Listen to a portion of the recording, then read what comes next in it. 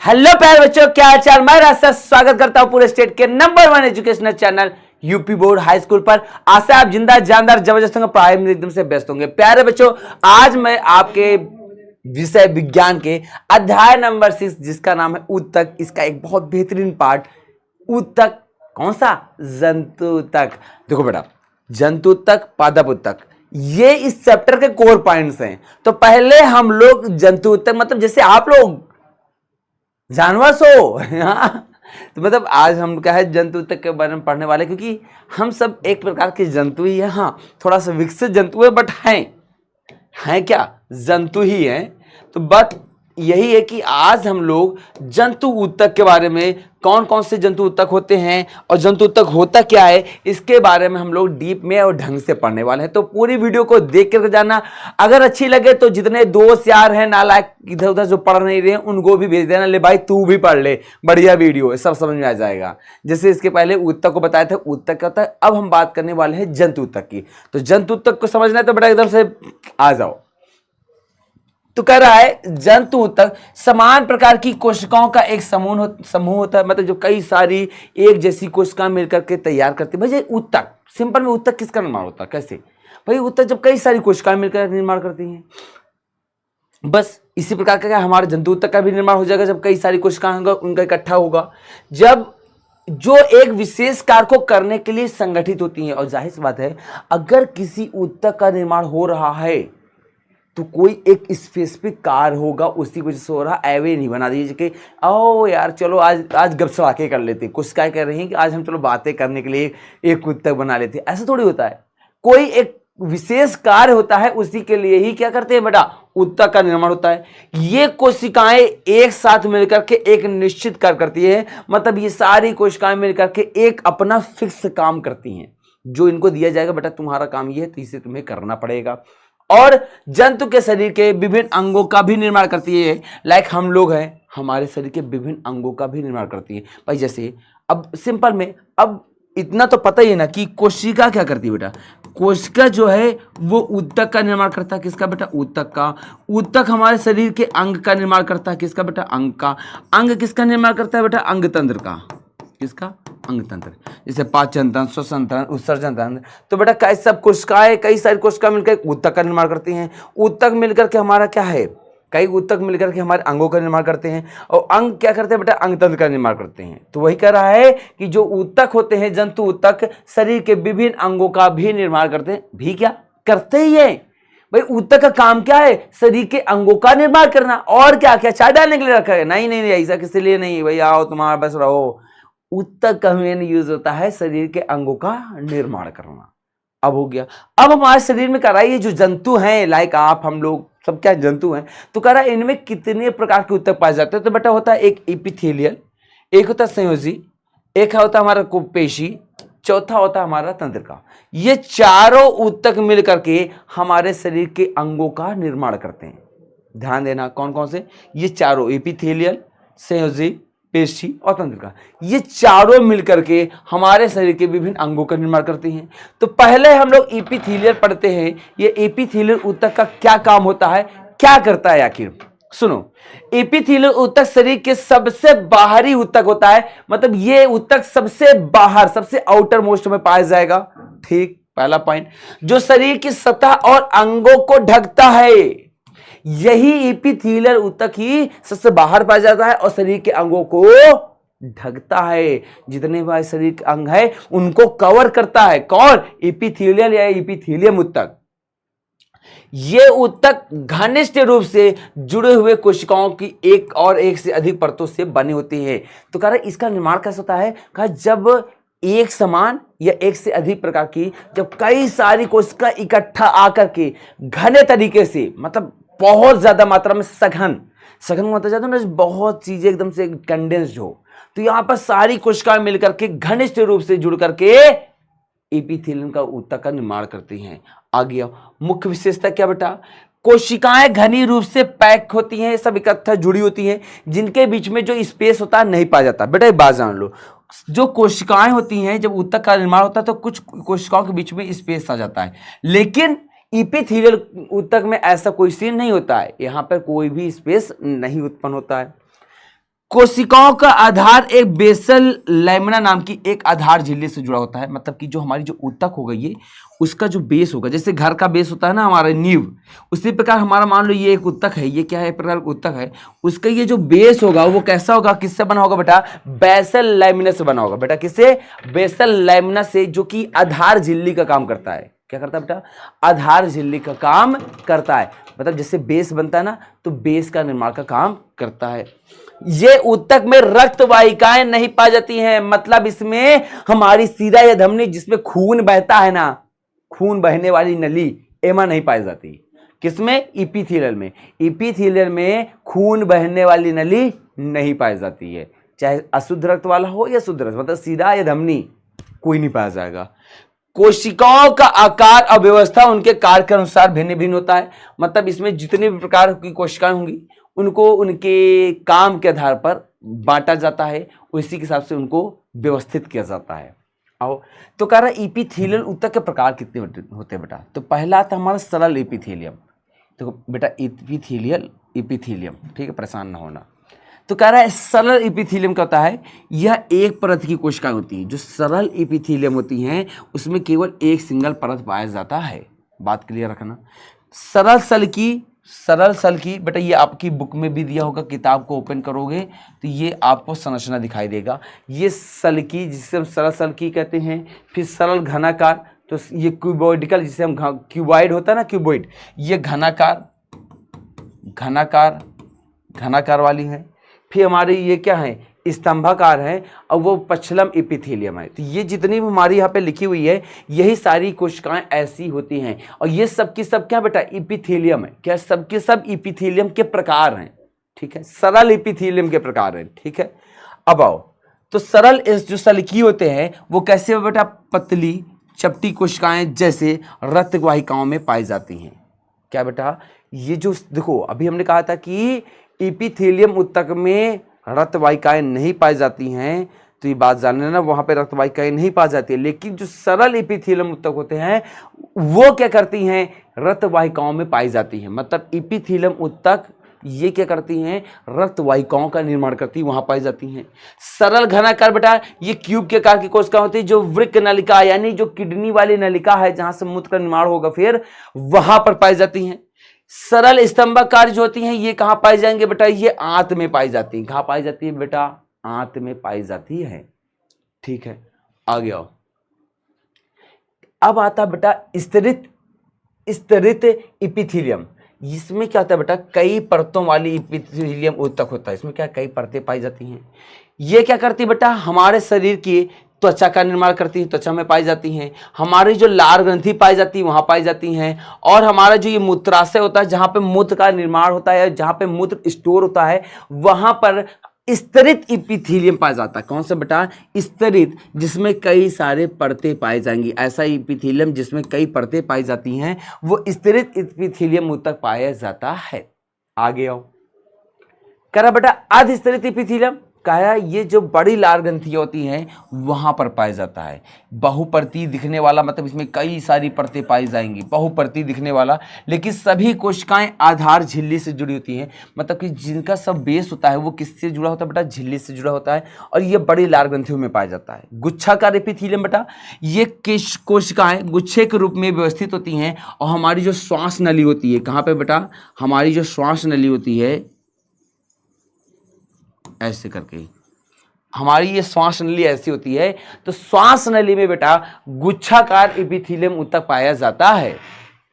अब आता है बेटा कि एपिथेलियम ऊतक के कार्य क्या होते हैं, काम क्या करता है बेटा, सुरक्षा करता है। क्या करता है, सुरक्षा, बाहरी वातावरण से शरीर की रक्षा करता है। जैसे आप बताए थे एपिथेलियम करता है अंगों को बाहर से बाहर, एकदम से बाहरी पाया जाता है, साथ में भाई अंगों को ढकता है। जब ढकेगा तो अंदर सुरक्षा प्रदान होगी। तो क्या करता है बेटा, सुरक्षा प्रदान करता है। अवशोषण, पोषक तत्वों और पानी का अवशोषण करता है। जैसे आंत में, क्या बेटा, आंत होती है जो ना हमारी, तो आंत के बाहर वाले पाया जाएगा, आंत के एकदम से बाहर पाया जाएगा ये एपिथेलियम ऊतक। और ये क्या करता है, पोषक तत्वों और पानी का अवशोषण करता है। देखो हमारी कोई भी आंत हो, छोटी बड़ी आंत, जितनी भी आंत होती हैं, उनका जो सबसे बाहर वाला होता है पार्ट, वो किसका बना होता है बेटा, एपिथेलियम ऊतक का बना होता है। और ये एपिथेलियम ऊतक क्या करता है, पोषक तत्वों और पानी का अवशोषण करता है। किससे करता है, हमारे ब्लड से। ठीक है। स्राव मतलब किस चीज को ये निकालता है, तो कह रहा है विभिन्न पदार्थों का स्राव करता है, जैसे ग्रंथियों में। आगे संवेदन, कुछ एपिथेलियल कोशिकाएं संवेदी अंगों में पाई जाती हैं। संवेदी अंग हमारे आंख, कान, नाक, जीभ, त्वचा होती है, वहां पर पाई जाती हैं। गैसों का आदान प्रदान, फेफड़ों में ऑक्सीजन और कार्बन डाइऑक्साइड का भी आदान प्रदान करने में भी ये काम आती हैं। मतलब ये क्या करती है बेटा, इनका कई सारा काम होता है, इस बात को जान लो। ये एपिथेलियल ऊतक गैसों का भी आदान प्रदान किया करती है। आगे देखो नेक्स्ट क्या है इसका महत्व। बेटा जो अभी हमने बताया था, जो इसका कार्य होता है वही इसका महत्व है, सेम चीज होती है। अब आता है बेटा पेशी ऊतक, जिसे हम पेशी ऊतक कहते हैं, मसल्स टिश्यू, पेशी ऊतक। वे ऊतक जिनसे जंतुओं के शरीर की पेशियों का निर्माण होता है, हमारी जो मांसपेशियां होता है उनका निर्माण होता है। तो वो कौन से बेटा पेशी ऊतक होते हैं, जिसे हम मसल्स टिश्यू कहते हैं। ये हमारे शरीर के विभिन्न जो पेशियां होती हैं उनका निर्माण करते हैं। ये कोमल होती है, अगर कोमल ना होते तो बेटा ये हाथ होता हमारा एकदम से एकदम टाइट, जिम जाने की जरूरत ना पड़ता, एकदम मजबूत रहती। तथा इनके कारण पेशियों में संकुचन हो पाता है, जैसे हम लोग ऐसे कर दिए, ये देखो ऐसे, ये संकुचन हो गया, फैल गई, संकुचन हो गया। तो ये क्यों हो पाता है, क्योंकि ये पेशी ऊतक से बनी हुई होती हैं और ये कोमल होती हैं। पेशी ऊतक लंबी कोशिकाओं से बने होते हैं, मतलब ये हमारी कोशिकाएं लंबी लंबी पाई जाती हैं, जिन्हें हम पेशी तंतु कहते हैं। जो ये लंबी लंबी जो कोशिका पाई, इन्हें हम क्या कहते हैं बेटा, पेशी तंतु कहेंगे। क्या कहेंगे बेटा, पेशी तंतु कहते हैं। पेशी ऊतकों के कारण ही हमारे शरीर में गति संभव हो पाती है। अगर ये पेशी ऊतक हमारे शरीर में ना पाए जाए होते तो ये हमारे शरीर के जो ये अंग ऐसे गति कर रहे हैं, या हम श्वास ले रहे हैं, या ऐसे बोल रहे हैं तो हमारी टंग्स ऐसे हो रही है, या जैसे चीजें हो रही है ना, इसका सबसे बड़ा कारण है कि हमारे शरीर में जो ये पेशी ऊतक का होना। अब बेटा कितने प्रकार के होते हैं बेटा पेशी ऊतक, हमारा होता है रेखित, आरेखित और हृदय।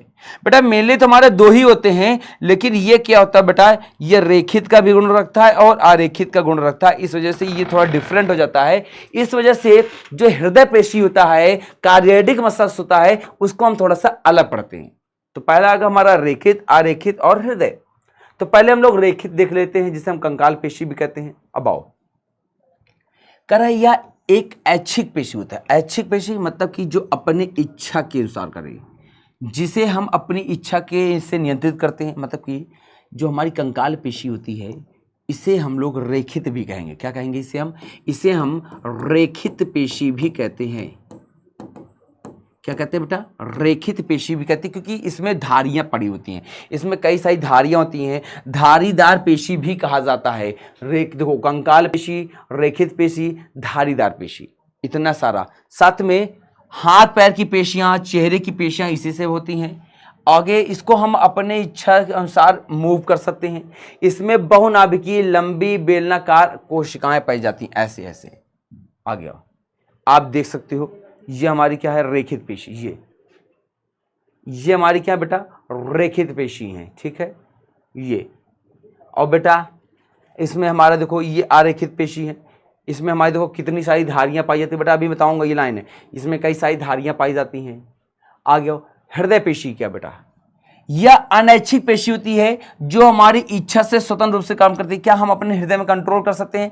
क्या वो उसको हम धड़कना रोक सकते हैं? नहीं रोक सकते हैं। तो इसकी कोशिकाएं एक नाभिकीय होती हैं, इसमें केवल एक नाभिक पाया जाता है।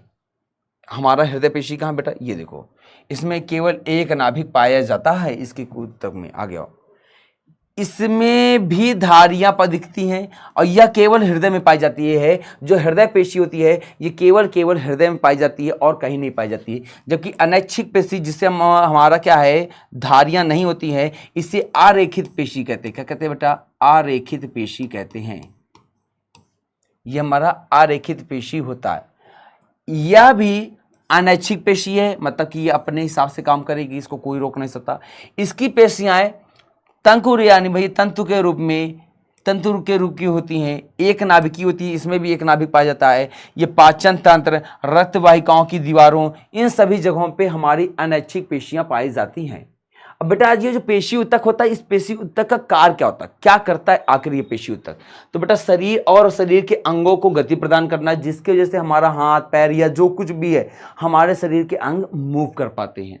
दूसरा, शरीर की आकृति को बनाए रखना। हमारा ये जो शरीर की स्ट्रक्चर बना हुआ है, मैंने जिम कर लिया तो मेरे बाइसेप बने हुए हैं, मैं सिंपल बता रहा हूँ, दिल पे मत ले लेना।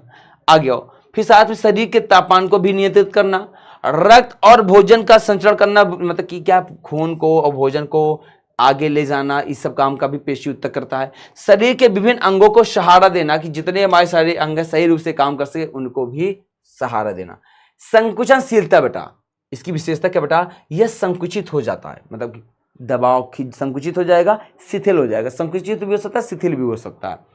उत्तेजनशीलता, या उत्तेजनाओं के प्रति प्रतिक्रिया करता है। जैसे हमारा जैसे कुछ भी दिक्कत होगी तो स्किन अपने आप डिटेक्ट कर लेगी और उसके हिसाब से काम कर लेगी, तो इसमें उत्तेजना भी होती है। लचीलापन, यह संकुचन के बाद अपनी मूल आकृति में वापस आ जाता है। जैसे क्या करूं कि किसी बच्चे का गाल छोड़ दो, कैसा हो गया, छोड़ दो, खींचो खींचो, छोड़ दो, क्या हो रहा है, सब चीज अपने यथास्थान पे वापस आ जाता है।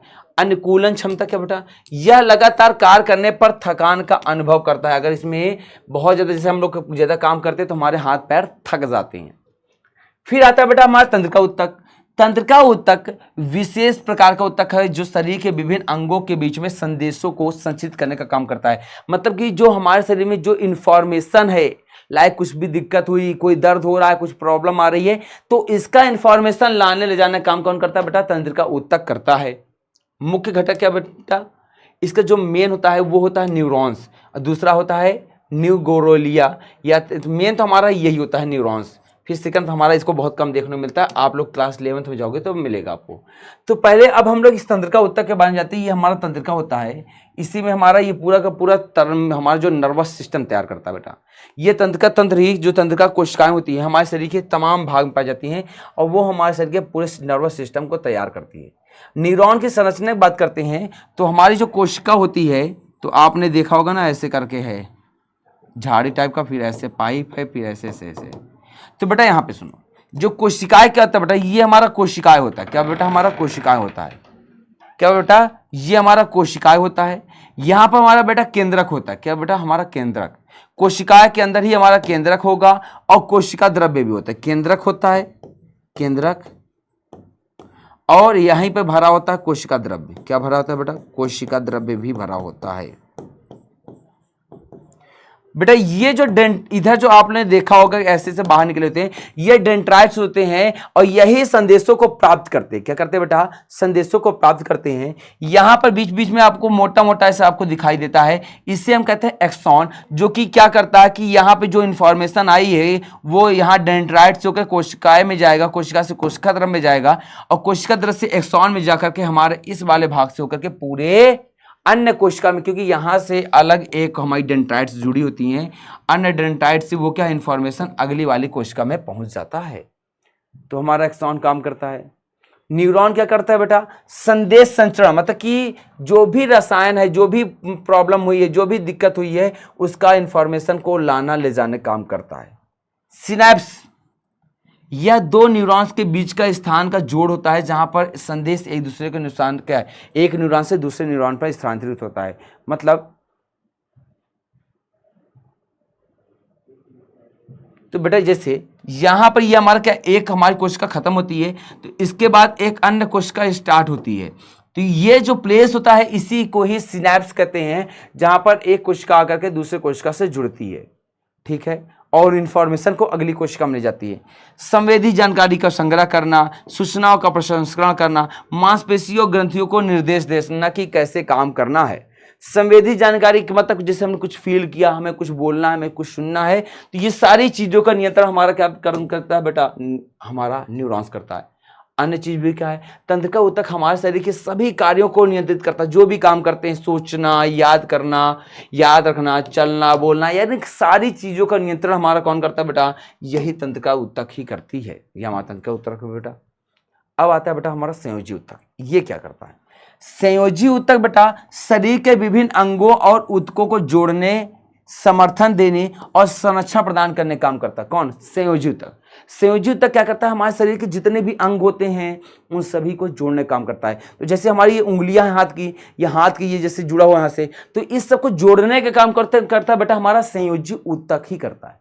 संयोजी ऊतक ही हमारे शरीर के विभिन्न अंगों को जोड़ता है। परिभाषा क्या बेटा, संयोजी ऊतक वह ऊतक होता है जो शरीर के विभिन्न अंगों और ऊतकों को एक साथ जोड़ता है। क्या करता है, विभिन्न अंगों को एक साथ जोड़ता है। कौन, और उन्हें समर्थन प्रदान करता है, उनकी रक्षा करता है। कौन, हमारा बेटा ये संयोजी ऊतक। संयोजी ऊतक क्या करता है, हमारे शरीर के जितने भी अंग होते हैं और ऊतकों को, या अंग है या ऊतक है, सभी को एक दूसरे से जोड़ने का काम करता है।